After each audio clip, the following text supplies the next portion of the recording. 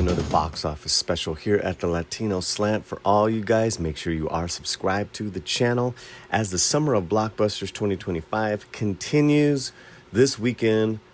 Way too early numbers here on August 10th, but we will get through it as newcomers, weapons, Freakier Friday, smaller films sketched together, battle up against bigger movies, established hits like The Bad Guys 2, Superman, Jurassic World, and yes, Fantastic Four. Let's go.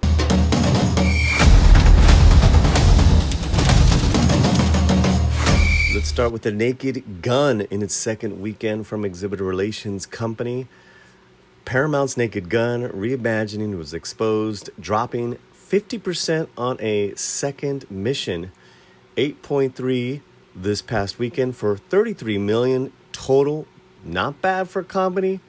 Good staying power. Now jump on over to Luis Fernando, who says new rated horror together beats Immaculate's 15.7 run as Neon's 7th highest grossing release of all time in the U.S.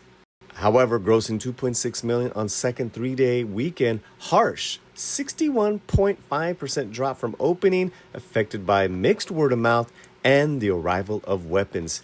It hits a 17.2 cum in the U.S., looking for that $20 million mark.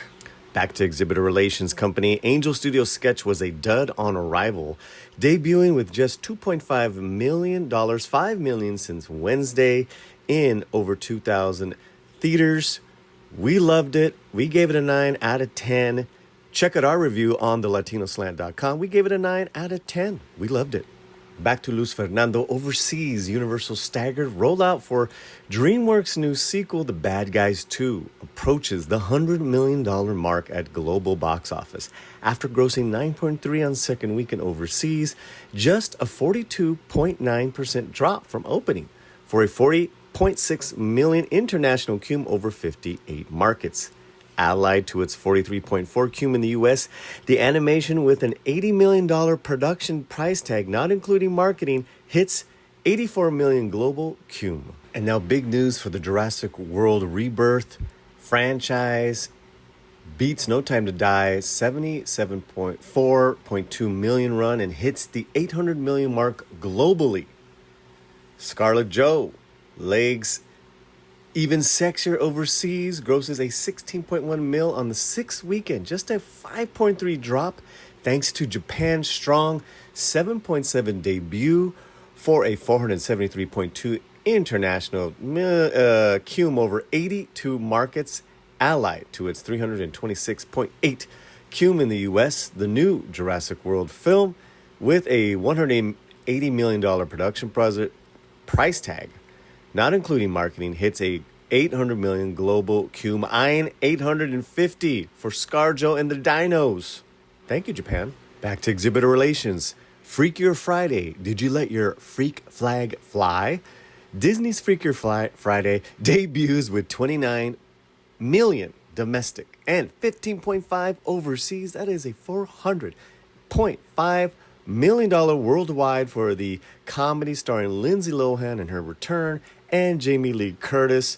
Yes, Disney struck it with the 8. Hey, I'm going to tell you right now, my mom and sister went last night. This is for them. And we got two great takes on the Fantastic Four. First steps first, Luis Fernando saying it beats Shang-Chi's entire run, but crashes after grossing only $15.5 million on biggest three-day weekend for a Fantastic Four film. But again, harsh 60% drop from last weekend, not able to compete with Superman or Homecoming or Thor, etc., etc. Plus, it was hit by a minus 525 theater loss, including IMAX on Friday and Friendly Fire from Freakier Friday. Fantastic Four hits, though, a 230.4 cum in the U.S., beating Shang-Chi's entire run, as we said, with legs much weaker than expected, now eyeing domestically 200 to 265 million run. But let's go back over to Exhibitor Relations. Here's what they have to say. Marvel's Fantastic Four earned another $33 million globally this weekend for a cum of 434.2 million. 400 million equals an automatic sequel. I don't make the rules, he says. Now let's hit back to Loose and Superman. It's done. Superman beats it. Oppenheimer. BVS. Forrest Gump. Initial runs. Number 87 highest grossing film of all time. Superman with legs. Legs of Steel. Man of Steel. Superman hits 331.2 cum in the U.S., beating BVS 330 million run as the seventh highest grossing DC film in history domestically. Check this out, guys. On Tuesday, it's going to beat Guardians of the Galaxy. On Wednesday, it's going to beat Spider-Man Homecoming. Thursday, it will beat Aquaman, Joker, etc., etc. We have other numbers there compared to other DC movies.